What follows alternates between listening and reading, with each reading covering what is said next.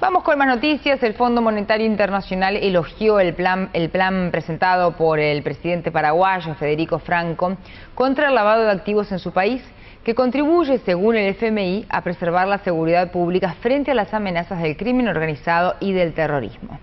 En un comunicado, el FMI dio su visto bueno al plan presentado por el presidente paraguayo Federico Franco, que contribuye, según el ente económico internacional, a preservar la seguridad pública frente a las amenazas del crimen organizado y del terrorismo. El boletín de prensa explica que se trata del primer plan antilavado de activos y de combate al financiamiento del terrorismo de las autoridades paraguayas. Agrega que el proyecto contó con la asistencia técnica del FMI y del Banco Interamericano de Desarrollo. Pasamos al ámbito de la tecnología. La partida más importante de los últimos años en el sector del videojuego arrancó ayer en la feria E3 de Los Ángeles, escenario elegido por Microsoft y Sony para convencer a los jugadores tradicionales de que el futuro de las consolas pasa por sus nuevos dispositivos. Microsoft y Sony se reúnen en una gran y esperada cita por los aficionados a los videojuegos. Arranca la feria E3 en Los Ángeles y con ella el mayor choque de consolas de los últimos años. En este evento, Xbox One y PlayStation 4 debutarán oficialmente y se tomarán el corazón de la feria para que los seguidores de estas dos consolas conozcan al detalle sus propiedades. Dos poderosas facciones enfrentadas en un universo de juegos en el que se han declarado la guerra. Los rivales le han apostado esta vez a regresar a sus orígenes, con el derroche gráfico, las tramas apocalípticas, la acción militar, las conspiraciones y la ciencia ficción de película.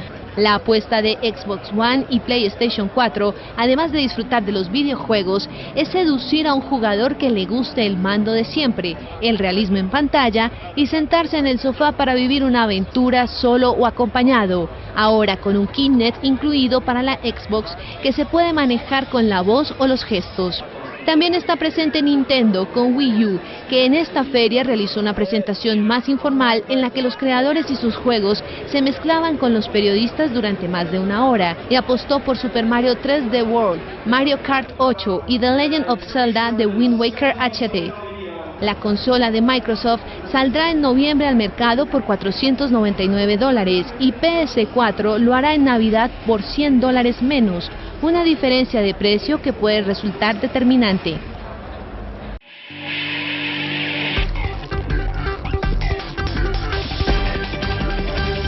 Ingresamos a la información financiera en América Economía Televisión. Economistas internacionales reunidos en la ciudad brasileña de Sao Paulo para analizar la política económica de Argentina y su relación con Brasil, aseguraron que la situación económica del país austral es incontrolable y encontrará en un estancamiento económico en los próximos años, situación que podría complicar a los acreedores estadounidenses de la deuda, como sucedió en 2002. Argentina viene practicando fuertes medidas de control de importaciones y de acceso a la moneda extranjera, incluso para los turistas, algo que la Comisión Europea ya impugnó ante la Organización Mundial del Comercio, al considerar que por las normas del organismo, las medidas de autorización e inscripción previa de mercancías eran incompatibles. Según los expertos, la reducción de posibilidades de acceso al crédito por parte del gobierno argentino afecta directamente a las empresas brasileñas y perjudica al Mercosur. La cifra del día en América Economía es 77,9. SACIR, a través de su filial SACIR Construcción, obtuvo su primer contrato en Perú con la construcción de 2 centrales hidroeléctricas con una inversión de $77,9 millones. El contrato con la compañía Generación Andina es de tipo EPC, proyecto, construcción, suministro de equipos, montaje electromecánico y puesta en marcha, y consiste en la construcción de las centrales hidroeléctricas de El Carmen, en el departamento de Huánuco, al noroeste de Lima, y 8 de agosto en la provincia de Huamalíes, así como la línea de transmisión de Tingo María. Esta adjudicación marca un nuevo paso en el proceso de internacionalización de SACIR, que lo consolida con una presencia en Latinoamérica con mercados en pleno desarrollo. Hasta aquí las noticias en América Economía Televisión.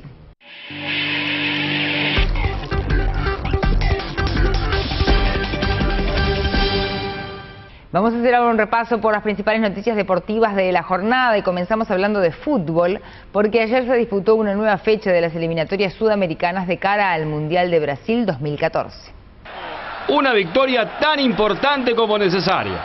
3 puntos de enorme importancia que nos vuelven a poner, en este caso en zona de repechaje, el que consiguió Uruguay ante Venezuela, en el estadio Cachamay de Puerto Ordaz. Pitazo de Paulo César de Oliveira y a jugar la Vinotinto ante la Celeste. Y aquí llega la emoción máxima de la noche. Gran jugada y definición de Il Matador Cavani para meter el 1-0. Minuto 27, así lo gritaba el delantero del Napoli, el máximo goleador del fútbol italiano, para hacer delirar a los pocos uruguayos que estaban en la tribuna. Gran enganche, jugada, definición de pierna izquierda y a cobrar. Sandro Ricci de Brasil dio inicio al partido y al duelo Peckerman y Marcarián. Fue triunfo de la selección cafetera por 2-0 que comienza en el minuto 12. Esta infracción de Josimar Yotun y la falta contra Zúñiga que cae en el área. El árbitro pita la infracción y aquí está el Tigre de Santa Marta, Radamel Falcao García, y este es el segundo tanto de la selección colombiana. Llega en el minuto 44 Teófilo Gutiérrez. Ahí está, centro que hace Pablo Arremero, la pelota pica y se mete al fondo del arco. Ecuador-Argentina por las eliminatorias, capítulo número 14, rumbo al Mundial de Brasil, que comienza a los 3 minutos con este tiro de Di María, dado de rebote Domínguez, cae en el área Palacio, la falta del guardameta, la reiteración del remate del jugador del Real de Madrid, y aquí está la infracción contra el jugador argentino, la falta pitada por Enrique Cáceres y aparece el Kun Agüero de pierna derecha, pero llega la igualdad, centro de Walter Ayoví y el que cabecea es Segundo Castillo, número 14 en su camiseta. Chile se impuso a la selección boliviana por 3-1, jugando en el Estadio Nacional de Santiago. Eduardo Vargas, la apertura en el minuto 16 para la selección dirigida por Jorge Sampaoli. El segundo va a llegar por intermedio de Sánchez. Ahí está el cabezazo de Alexis y el segundo para la Roja. Bolivia iba a encontrar el tanto del descuento a raíz de este disparo de pierna izquierda de Marcelo Moreno Martins. 2-1 estaba el partido, pero Chile lo iba a liquidar ya en tiempo de descuento. Arturo Vidal, cabezazo y adentro. Chile 3, Bolivia 1.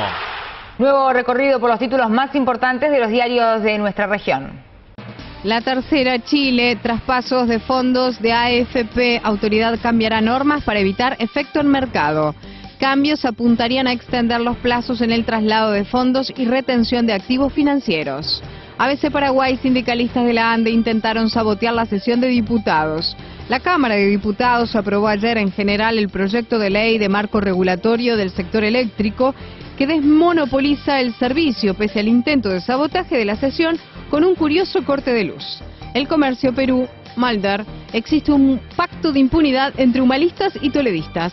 El legislador dejó entender que Toledo apoyaría la reelección conyugal tras las investigaciones por las compras de su suegra que le restan posibilidades de ganar los comicios de 2016.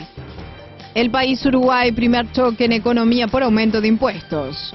Escueto pero contundente. El ministro de Economía, Fernando Lorenzo, aseguró ayer que no están dadas las circunstancias para aumentar impuestos, como había planteado el subsecretario Alejandro Antonelli el domingo en una entrevista con El País. El Universal, Venezuela, 16 millardos tiene el gobierno en los fondos paralelos. Los saldos de esos mecanismos bajaron por las importaciones públicas. En instantes, Ríos Montt vuelve a su casa. El ex dictador guatemalteco deja el hospital y pasa a arresto domiciliario tras la anulación de su condena. Lobby gay en el Vaticano. El Papa Francisco admite que hay grupos influyentes y una corriente de corrupción en la Iglesia. Para ser invisibles, un científico estadounidense desarrolla un dispositivo capaz de producir invisibilidad. Enseguida volvemos con esto y más información a Latinoamérica Noticias.